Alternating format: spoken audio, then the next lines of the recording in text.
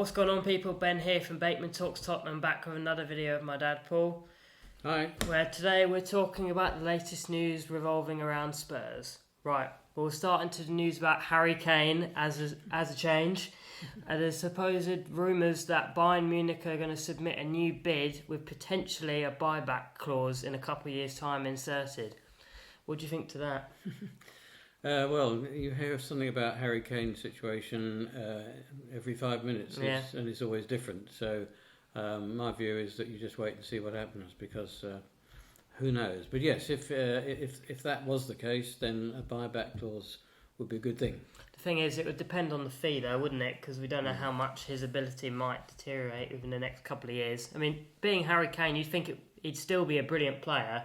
But if it's like an 100 million pound buyback clause, and I don't think that would be worth it. Only if it would be less. Do you agree? Yes, absolutely. Yeah. Because also we need to sign another striker for the years without him, and for when he's gone anyway. So I feel like we need to almost remove ourselves from Harry Kane for longer than that.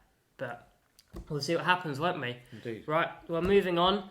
There are rumours that Pierre-Emile Højbjerg has agreed personal terms with Atletico Madrid, and that Conor Gallagher is amongst potential candidates for Spurs to replace him.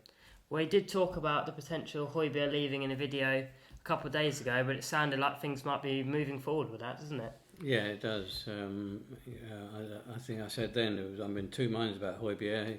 Marvellous one minute and awful the next. So I wouldn't be too sad if that goes ahead. Yeah, I think I'd agree with you. There's downsides and positives, but supposedly he actually really wants to move himself.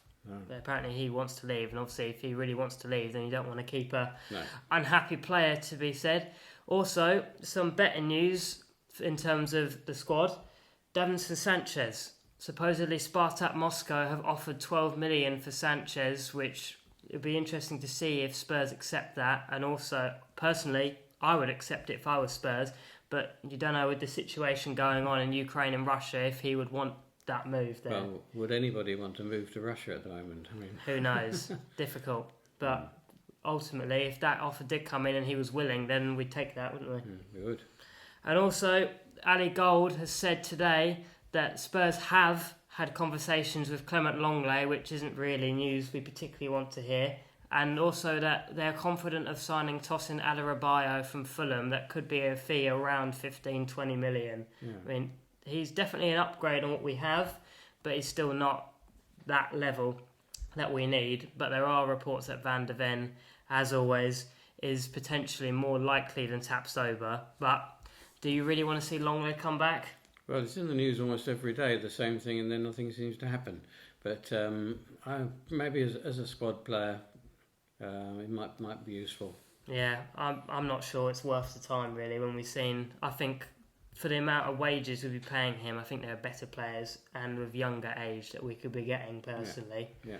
Right, well, moving on. Wednesday, we've got another friendly at 12:30. Hopefully we'll finally get to see some football this time. Weather permitting. Singapore, isn't it? Yes. Yeah. Against the Lions or whatever. Yes. Which originally was going to be AS Roma. Yeah, it would have been interesting to see Mourinho coming up against some of his former players, wouldn't it? It would, yes, definitely. Thank you all for watching Bateman Talks Tottenham. Don't forget to like and subscribe. And as always, come on you Spurs!